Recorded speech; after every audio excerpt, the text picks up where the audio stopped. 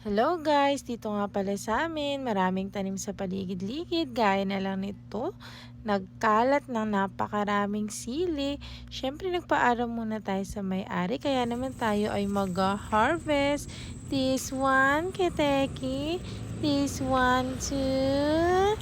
This one too, Kiteki. At pagkatapos nga nating mag-harvest, Kiteki, gagawa tayo ng homemade garlic chili oil, Kiteki. Ayan na nga ang nakuha nating Kiteki. Tanggalin mo na ang mga tangkay, Kiteki. Guys, alam nyo ba kung anong tawag sa sili na to? Hugasan muna nga natin ng mga sili, Kiteki.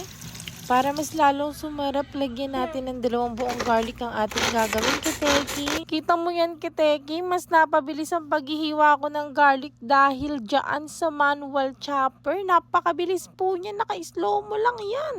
At hindi lang garlic ang kaya niyang i-chop-chop, Kiteki, kaya din niya hiwain niyang karne, mga iba't ibang gulay, mga iba't ibang prutas, paggagawa ka ng lumpia and everything para mas masave ang time mo. Naku, Kiteki, nakasale nga yan, kaya kung ako sa'yo, i-click mo lang yung description below, Kiteki. I-check out mo na yan, i-add to cart mo na yan, nauna, Kiteki. So, eto na nga guys, bago ko nga simulan ng ating sili oil, ipinainitan ko muna ng konti ang sili para mawalay basa-basa. At alam niyo ba na kapag natuo siya ng konti, nandun yung tamis niya talaga. At yung lasa ng sili, ang sarap.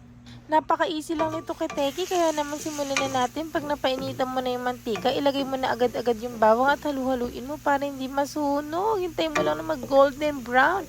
Pagkatapos nga niya, pwede mo nang ilagay ang sili at ayan, tararan! Ikaw nang bahala magdagdag ng mga kung ano-ano dyan. Ako nilagyan ko lang siya ng konting asukal, Spanish paprika, and konting iodized and ready to serve. Siguradong mapapadiswan na naman ako nito at magiging masarap ang aking pagkain. So, ayun na nga, Kiteki. Mag-follow lang kayo. Huwag niyo kalimutan mag-like, share, subscribe, and everything. Bye!